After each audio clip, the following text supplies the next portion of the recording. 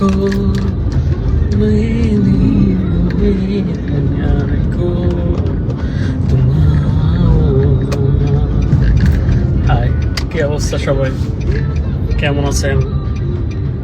এই যে একটু ঘোরাঘুরির জন্য বের হয়েছি আর কি।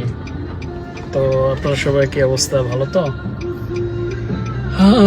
সব কিছু মিলে যদি সবাই ভালো থাকেন আলহামদুলিল্লাহ, আমিও ভালো আছি, আমার বউটাও ভালো আছে।